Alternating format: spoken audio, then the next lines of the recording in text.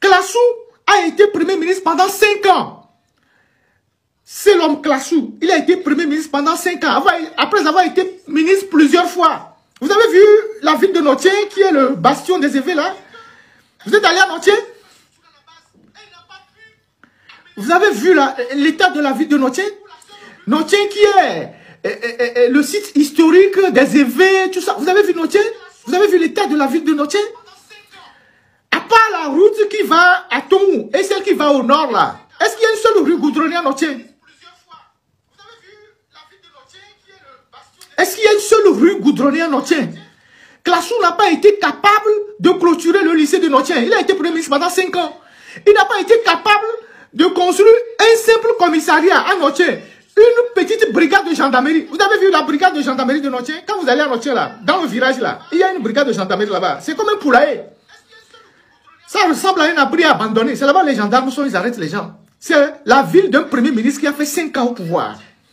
Classou n'a pas été capable de clôturer le lycée de Notier. Il a été Premier ministre pendant 5 ans. Il n'a pas été capable de construire un simple commissariat à Notier.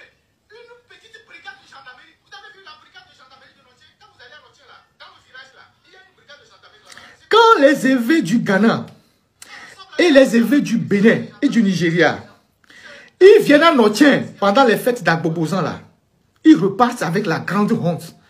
Parce qu'ils ont honte de revenir à leur source, dans leur ville historique, qui ne ressemble à rien du tout. Vous avez, quand vous allez à Ho, ici au Ghana, à Ho, vous allez à Kwando, vous allez même à Plaou, toutes les petites localités qui jonchent à Plaou là, Soga Kopé, qui sont des localités élevées. Quand vous revenez à Lomé, vous revenez à Notier, il n'y a rien de comparable. Il n'y a rien de comparable. Regardez l'état du marché de la ville de Notier. Si on peut appeler même ça une ville. Regardez.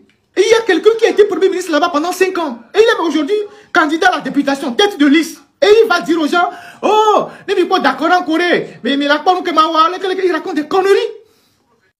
Et rappelez que tout ce qui se passe là, au Togo, c'est le fruit de nos propres mauvais choix, la corruption, la gabégie, le népotisme, la politisation surtout des travaux publics et le manque de planification dans le pays. On ne gouverne pas un pays du tic au tac. Aujourd'hui, s'il nous plaît, on goudronne cette rue pour faire plaisir à un ministre parce qu'il y a un ministre dans le quartier. Si demain, ça nous plaît, on goudronne cette rue parce qu'on a des militants dans le quartier.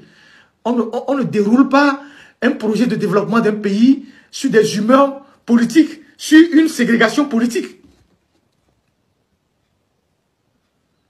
On ne fait pas de la ségrégation politique dans l'implémentation des projets politiques et des projets de développement. On ne développe pas cette localité, ce quartier, parce que les gens de là-bas ne votent pas pour nous. En plus, vous êtes dans une capitale, où toutes les rues de la capitale doivent être rayonnantes. Parce qu'une capitale, vous recevez des étrangers, vous recevez des gens, vous avez des conférences.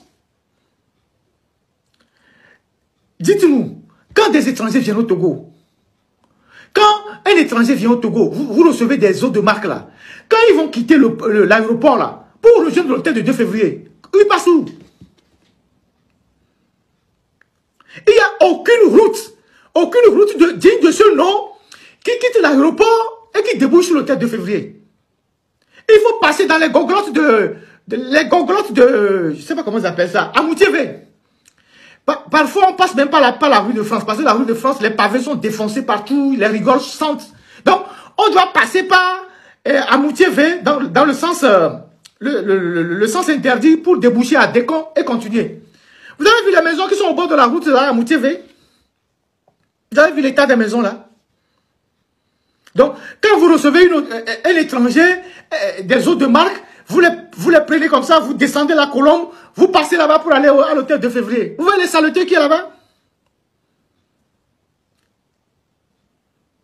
Il n'y a aucune route qui quitte l'aéroport et qui va dans le plus grand hôtel de la capitale. Une route bien faite, au bord duquel il y a des immeubles, des trucs, tout ça, rien. Vous passez par la Moutiévé, un bidonville, un taudis, au bord duquel il y a des saletés partout. Et quand on est dirigeant, on est content de ça. On est content de ça.